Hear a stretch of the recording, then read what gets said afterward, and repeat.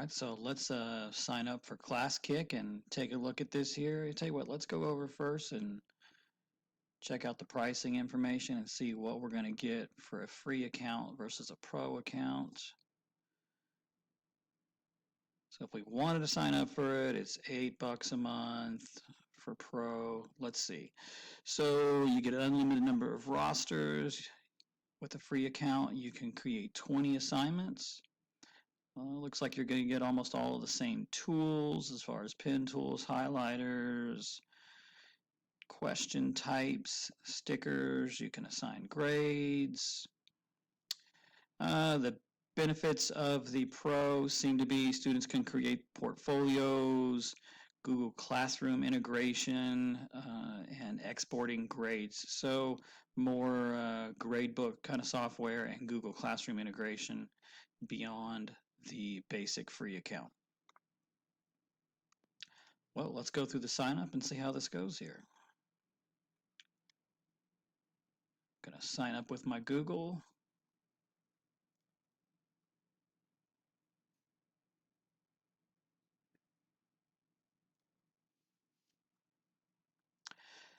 All right, Mr.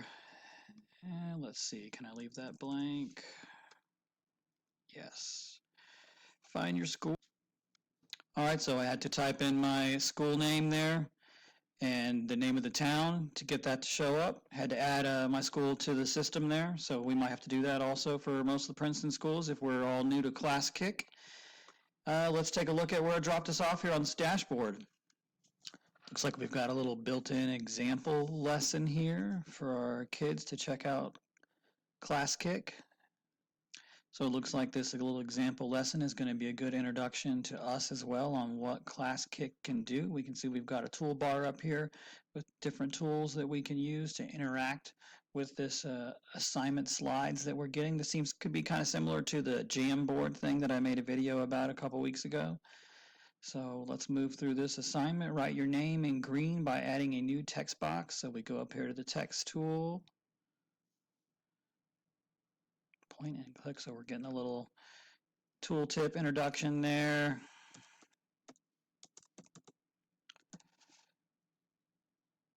All right, so I've written my name and now I want to change the text color to green according to the directions. I think that looks pretty green to me. I don't know. I suffer in the colorblind area. All right, let's keep going. Draw your favorite animal below. All right, so let's grab a drawing tool over here. And pretty much the only animal I can draw is this elephant thing that I learned when I was in kindergarten. I remember being in kindergarten many years ago, and we had an artist guy come into class and he taught us how to draw this elephant. And I've never forgot it. All right, so there's my terrible looking elephant because I don't draw real well with a mouse. Not that I draw better with a real pencil or anything. I am not an artist. All right, use the microphone tool above to try saying and recording the following. All right, let's look for the microphone tool up here.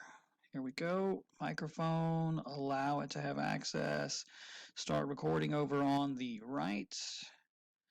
Hi, my name is Mr. Brown. I am from Hahn, Germany. And what do I love most about school? Let's see. Just hanging out with cool people and having fun with students all day. Boom. All right, we've answered that. Let's move on to number 5 here. Slide number 5 with the red pen. Circle somewhere in the world you would like to travel with the red pen. Highlighter mode. Pen mode. Okay. Let's change our pen color to red. Somewhere in the world I'd like to travel. I've always wanted to go to Alaska. Raise hand button. I already clicked that in the top right there. So we're moving on. Drag and sort the animals. So I'm going to go over here and choose the arrow tool. Drag and sort the animals on the scale of least to most favorite. Least to most favorite, huh? Well, I guess I drew an elephant, so I got to put that over here as my most favorite. All right, frogs are kind of lame. Pigs taste good, but they're beyond that, hippos are pretty awesome. All right, here we go. Moving on.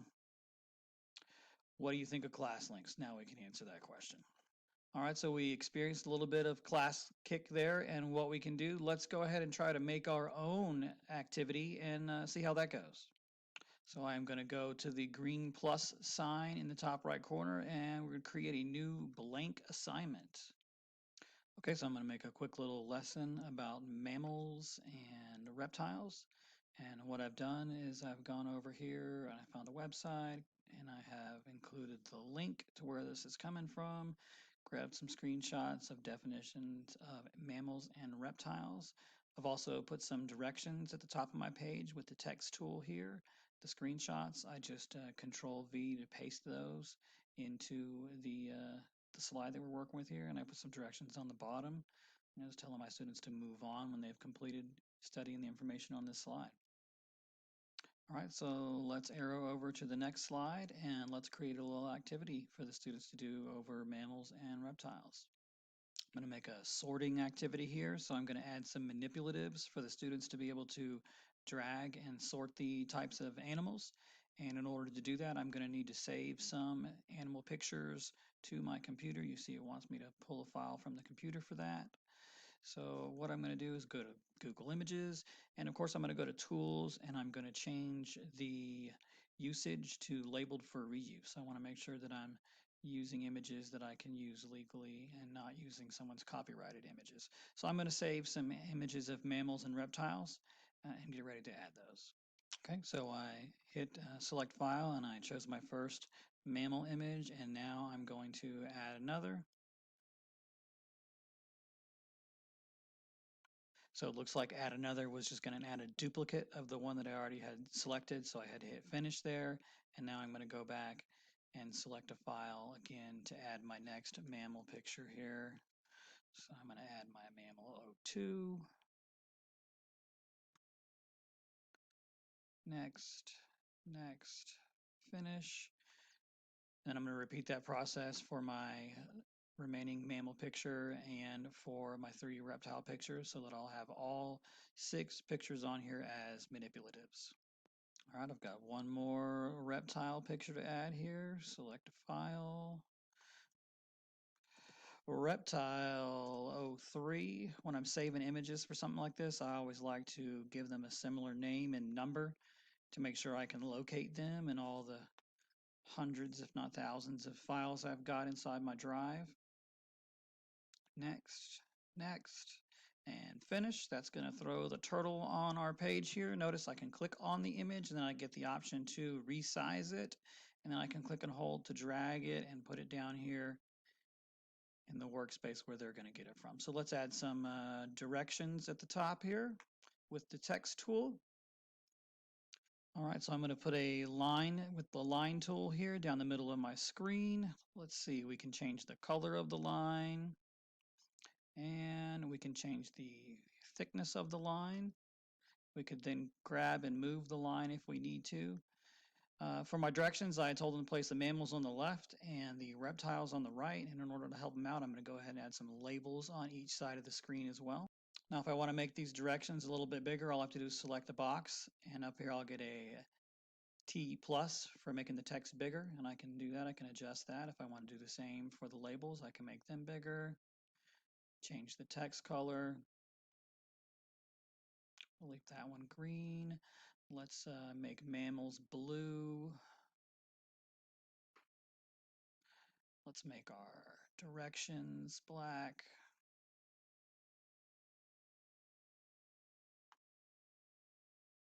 So now I've created this little activity, and students on their end, they'll just pick the arrow tool and grab the images and sort them into the correct sides of the screen. Let's move on to slide number 3 and make another activity. So we can add a fill in the blank question or a multiple choice question. All right, so we're going to pick multiple choice, and what we're going to get here as the interactive portion is just the answer box part itself. So we are going to say we're going to make the correct answer C, and we're going to save that, and it's going to give us this little box here. So let's go ahead and use the text tool to type a question above that. Okay, so I've added a question with the text tool. I've also added a set of answers with the text tool in a separate box. And then I would take this answer portion here and just set it over there next to my question, and I could, probably fit another question or two on this slide or add questions to the next slide. I do not see a way to get less than A, B, C, D, E for answer choices, less than the 5 answer choices. However, if you only wanted to have 3 answer choices, A, B, and C, hopefully they're smart enough not to pick D or E as the right answer. All right, so let's add another slide to this and try a fill in the blank question. So I'm going to hit that back arrow there, get me back out to my dashboard for this activity, and hit create a new slide. Now I'm going to click on the 4th slide, and let's go ahead and add a fill in the blank question. Okay, just as we did with the multiple choice question, we've got to add our question as its own separate text block here for a fill in the blank. So now that we've done that, let's choose the fill in the blank tool, and I'm going to drag and drop and put a little box there where I want the student to type their answer. Now, if I wanted to create an acceptable answer here, an answer key, I can do that. I could give it a point value if I needed to. All right. Now we can also add an audio recording to any of these slides if we wanted maybe to explain the directions here. Let's start a recording. A leopard is a blank. Is a leopard a mammal or is a leopard a reptile? Please type your answer in the box. So now I've got a set of recorded directions here that I can place there, and the student's going to be able to click that and hear those directions. Great for ESL or any other special populations maybe. All right, so we have a couple different little activities that we made here. I'm going to arrow back out to the dashboard screen for this activity, and let's figure out how we're going to assign this. So we're going to need to create a roster here to assign this to. So let's create a new one, and we'll call this Miss M. Godwin, 2nd grade.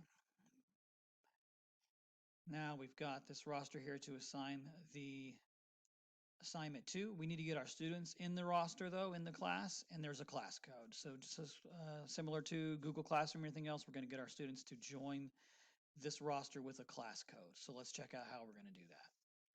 So, all right, so let's go log in as a student and experience that and see what that's going to look like putting in that class code. There we go. It's asking us for the code. Clicking back over here, MNHP7F. MNHP7F. It's asking me for my name, and of course I'm Bobby Jim. Boom. All right, now I am in the class and I've got the activity and I'm ready to go get it done here. Back over here on my teacher dashboard, I can see that Bobby Jim has the activity and he's busy working on it. As far as other activities, you could easily use another assignment or worksheet or something you already have and put it into Classkick as an image. So, we could take a screenshot of that worksheet, put it in there as an image, and just add those answer boxes right over the top of where the answer boxes are on your worksheet. Add a little multiple choice next to the multiple choice questions on your pre-existing worksheet as well. So this is going to be another way that you can take assignments and activities that you already have and make them usable in an online atmosphere. Well, this looks like a pretty cool and engaging tool to get your students using and learning and practicing skills with. Check it out, sign up for that free account. Looks like we're getting plenty of good options out of it for free. Let me know how you like it. Thanks for being with us today, and remember,